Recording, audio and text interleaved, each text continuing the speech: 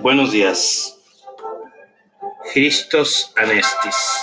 Cristo ha resucitado. Domingo de Resurrección, día 12 de abril de 2020.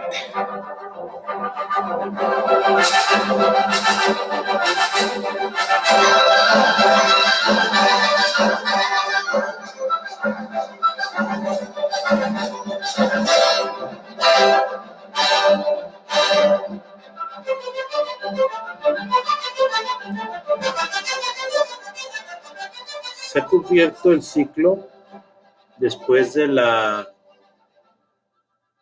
lucha de la comunidad, la desolación, del abandono, de la traición, de la muerte, de la expectativa, de la espera. Llega el día de la victoria, el día de la resurrección. Aquí cabe hacer la pregunta, así como nosotros también estamos guardando un tiempo de resguardo, ¿cómo vamos a resucitar? ¿Cómo vamos a salir? Aquí quiero compartir unas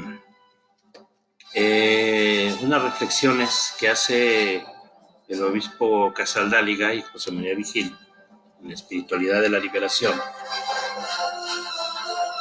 cuando definen al hombre tomando también el pensamiento de Paulo Freire, de inclusive llegando hasta los padres de la iglesia, como por ejemplo San Irineo de León, que decía que la gloria de Dios es que el hombre viva. Clemente de Alejandría también decía que la mejor evidencia del amor de Dios es la justicia que se hace al pobre, al huérfano, a la viuda. Y esto se remonta a los evangelios mismos.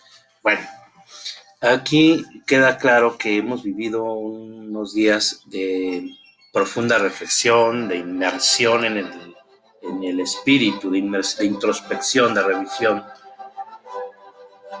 Quizás no lo hemos sentido mucho porque de todas maneras estábamos a resguardo, o al menos la mayoría. Estamos viendo una etapa complicada, compleja. Ciertamente no es fácil el tiempo donde la tecnología a veces es amiga, otras veces parece ser la villana de la historia. También a veces puede ser que la medicina que nos sana de repente también es la culpable de que genere mutaciones y cae bajo sospecha muy fácilmente. Pero bueno, el domingo de resurrección nos habla del triunfo del espíritu sobre la materia. ¿Y esto qué quiere decir? El espíritu es todo aquello que nos hace darle sentido a la vida, es lo que nos fortalece, es lo que nos construye y nos reconstruye. Cuando a pesar de la muerte, a pesar de las limitaciones, a pesar de las derrotas, aún así la voluntad del hombre, de la mujer, sigue imponiéndose, sigue perseverando. Ese es el espíritu. Y la espiritualidad se refiere a esas reflexiones sobre lo que somos. Ahora, el ser humano es un ser que existe y que es en el conjunto de sus relaciones consigo mismo, relaciones con el otro, con la otra, o sea, con la comunidad, relaciones con la naturaleza, sus relaciones con lo trascendente, lo sagrado, lo divino. Todas estas relaciones, todo este conjunto es lo que nos hace, lo que nos construye. Y la espiritualidad es lo que le da un sentido, lo que le da un rumbo hacia dónde queremos llegar. Que la muerte no nos detenga, que la muerte nos inspire y que nos demos cuenta que no es celebrar la muerte, sino simplemente tenerla enfrente, mirarla, aceptarla y continuar construyendo, continuar viviendo, porque la muerte no triunfó, la muerte cayó. Sería un absurdo estar venerando a la muerte, sería un error tonto creer que la muerte lo es todo, cuando lo que es todo es la vida. Vida y muerte son expresiones de la eternidad, decía un poeta. Y bueno, la vida es de todas maneras lo que termina por triunfar. Y bueno, eso es lo que desde el Comité Nacional Sinarquista tenemos en mente, de que podemos festejar, celebrar la vida a pesar de todo, a pesar de la muerte, a pesar de la enfermedad, a pesar del dolor, porque si algo pesa, es eso. Pero vamos a triunfar porque la vida triunfa sobre la muerte, triunfa sobre todo. Quiero recordar a José Antonio Urquiza, quien un 11 de abril de 1938 fue mártir. Los mártires son aquellos que estorban, son aquellos que por su ser, su quehacer y su pensar se vuelven un obstáculo para aquellos que oprimen, para aquellos que censuran, para aquellos que,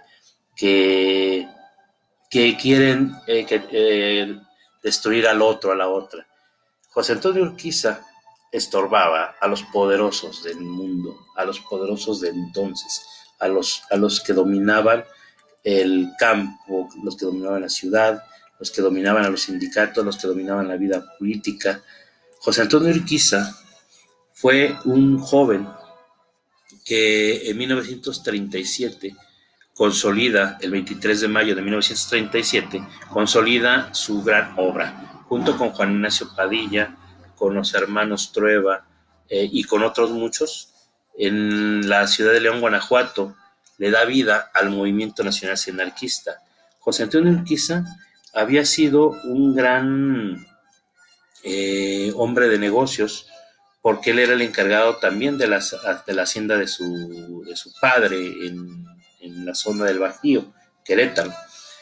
Estudió Derecho, pero sus andanzas lo llevaron a Europa, en donde conoció los diferentes gobiernos, el fascismo, el frente populismo, los partidos comunistas ya empezando a tomar el poder en algunos lugares.